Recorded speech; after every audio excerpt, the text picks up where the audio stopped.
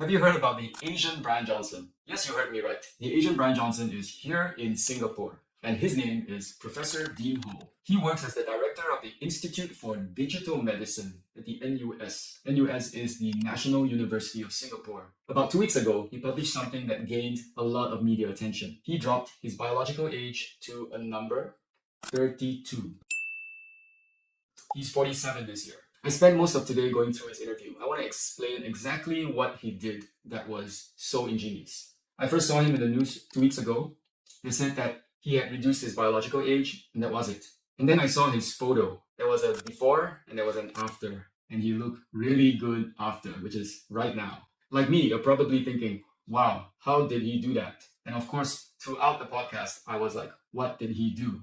However, if you listen intently in the podcast, the crux of the podcast is his method. And while he did explain it in a very understandable way, and you may think that you understand it, but if I were to ask you to explain it to your friend, it's probably a little more difficult. And that's why I'm trying to explain in this video what his method is, at least what I infer from the interview. Before I start, a quick bit about me. I'm Dr. Mark Cher. I am a doctor of Chinese medicine practicing here in Singapore. I run a women's health clinic and I am very interested in longevity, specifically brain longevity. And that is why this interview with Professor Dean Ho was very interesting for me. Anyway, let's get into the details. So Professor Dean Ho did a study, and the study was on himself. His study is called Delta, and he put himself on it 2 years ago. Now, most of us engage in health in a consistent way. We take snapshots. You take a blood test, you see which numbers stay in range and which numbers go out of range. You get alarmed if something goes out of range or is borderline.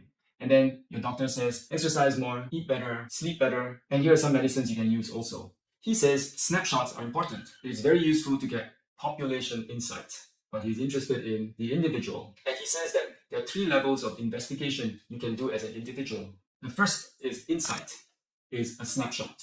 The second is trajectory. It's like several snapshots give you a trend. Or maybe there's no trend. It's like nothing happening. The third he calls capability. Capability is what he does for himself, and it's what I'm trying to learn so that I can apply it to myself.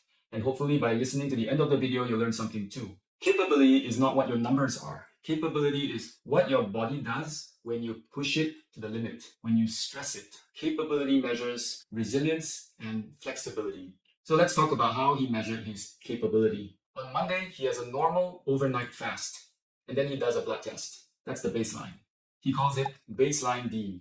And then he does 48 hours of fasting. So on Wednesday, after 48 hours of fasting, he does another blood test. And he calls that stressed Dean. He's stressed because his body just fasted for 2 days. And he resumes eating. He's eating normally, and so he does a blood test, and he's called the recovering Dean because he's recovering from the stress, which is his 48-hour water fast. So in this mental model or this framework, there are 3 Deans. There is a baseline Dean on Monday, there's a stress Dean on Wednesday, and there is a recovering Dean on Friday. 3 versions of the same man in 1 week. He's a different man on Wednesday than Monday, and he's a different man on Friday than Wednesday. And the gap between them is called delta. Immediately, without thinking, a lot of people will be saying, hey, you're just doing an n equals 1. That is what they call anecdotal evidence. If something changes, it's your story. It may not apply to me. And then he replies that, yes, in my kind of study, n doesn't matter.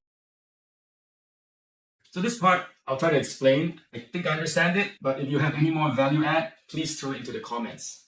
He wants it to be repeatable. His blood tests are repeated, okay? And he wants that to have a control. And that's where I was a bit confounded, because in usual studies, you'll maybe have a control of 150 people and a treatment group of another 150 people. And you can see if the treatment made a bigger difference than in the control. But he's saying that n doesn't matter here. N is 1, it's me. What matters is I'm continually testing. He's purposely poking his system, testing it repeatedly, and measuring what comes out of the test. He's testing his body's resilience. A good example would be if you do a cardiac stress test. So your heart is not so good, but most of the time it's good. You can't really measure what's wrong. So then you're told, let's go and do a cardiac stress test. You're going to be put on a treadmill, you're going to be pushed to run so that your heart rate goes very high. And then we want to see if your body is okay with the stress test, or if this stress test causes a change in the ECG. Same with his situation. He wants to stress his body with fasting and see if his body is still as resilient over time. And maybe before his levels were here, and after, his levels are different. And that tells you that something changed. And to be clear again, he's testing for metabolic flexibility. He's testing if his body can switch from using sugar to using fat as energy. And the more resilient your body is, the more flexible it is, the quicker it is to adapt. And he says that his body has adapted, and this adaptability, if I'm not wrong, is a measure of longevity. So one thing Professor Dean Ho said is, when I saw the delta, I was a changed person. What did he actually mean here? So when he saw the change, he was a changed person. When he saw the numbers, he was like, wow, that made a difference. And therefore, he persisted because he could see that whatever he did was making a difference. He also emphasized that the change is not between how he looks now compared to how he looked before. The change is within. The change is his metabolic flexibility. So then I thought, how can I replicate this? And the moment I started thinking about it, I had a lot of objections.